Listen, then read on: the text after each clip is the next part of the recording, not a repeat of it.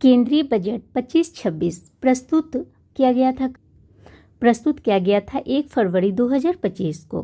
प्रस्तुतकर्ता केंद्रीय वित्त मंत्री निर्मला सीतारमण द्वारा संसद में निर्मला सीतारमण जो है ना केंद्रीय बजट को पेश की थी। और वो कितनी बार किए थे? तो ये 8 बार बजट पेश की थी।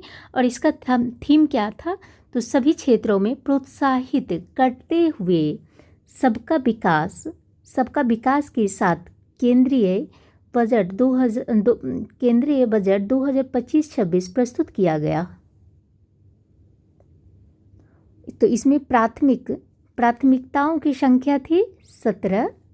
बजट में कुल प्राप्तियां थी 34.96 लाख करोड़। कुल व्यय कितनी थी? तो ये होगी आपको 50.65 लाख करोड़। निवल कर प्राप्तियां थी 28.37 लाख करोड़। और राजकोषीय घाटा थी 4.4%। वित्तीय वर्ष 2025 में कैपेक्स व्यय कितना रहने का अनुमान? तो ये रहा आपको 11.21 लाख करोड़, जीडीपी का 3.1%। कैपेक्स व्यय है क्या? तो देखते हैं। कैपेक्स वह खर्च जो किसी कंपनी या संगठन द्वारा दीर्घकालिक परिसंपत्तियों को खरीदने, सुधारने या बनाए रखने के लिए किया जाता है। एग्जाम्पल देख लेते हैं। नई मशीनरी या उपकरण खरीदना, भवन या भूमि खरीदना, नई तकनीक में निवेश करना, उत्पादन क्षमता बढ़ाने के लिए इंफ्रास्ट्रक्चर में निवेश।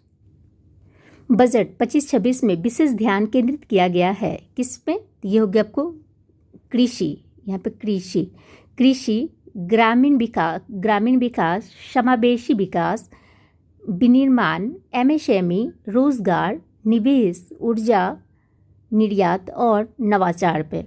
जैसे 10 व्यापक क्षेत्रों पर निवेश ध्यान केंद्रित किया गया है।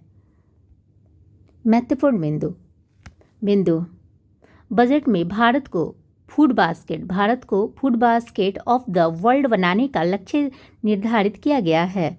प्रधानमंत्री धन धान्य कृषि योजना के अंतर्गत कितने जिले लक्षित किए गए हैं? तो ये 100 जिले लक्षित किए गए हैं। तब नोट क्या है? सरकार ने 6 वर्षीय दलहनों में आत्मनिर्भरता मिशन शुरू किया है, जिसमें तुअर, उड़द और मसूर पर विशेष ध्यान दिया जाए। मखाना उत्पादन को बढ़ावा देने के लिए बिहार में मखाना उत्पादन, प्रसंस्करण, मूल्य संवर्धन और वितरण में सुधार लाने के लिए बिहार में मखाना बोर्ड स्थापित किया जाएगा। एमएसएमई योजना के तहत आवंटित धनराशि 5,000 करोड़।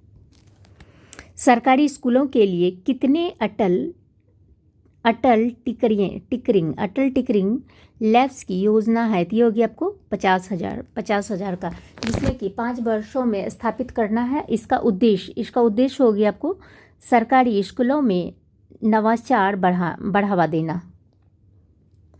क्षेत्रीय कनेक्टिविटी संशोधित उड़ान योजना हो गया।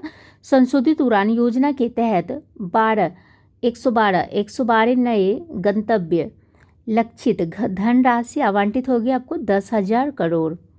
प्रत्येक विदेशी निवेश एफडीआई, बीमा क्षेत्र में एफडीआई सीमा 74% से बढ़ाकर 100% कर दिया गया है। उसके बाद एफजीआई में वृद्धि बीमा निवेश प्रोत्साहन योजना के तहत नई कर व्यवस्था के अंतर्गत कितनी वार्षिक आय पर कोई आयकर दे नहीं होगा? तो ये 12 लाख रुपये पे जो है ना कोई भी आयकर नहीं होंगे। पीएम ग्रामीण सड़क योजना के तहत कितनी सड़कें बनाई जाएगी? तो ये 5,000 किलोमीटर बनाए जाएंगे। ग्रामीण सड़क योजना के लिए कितनी धनराशि आवंटित की गई है?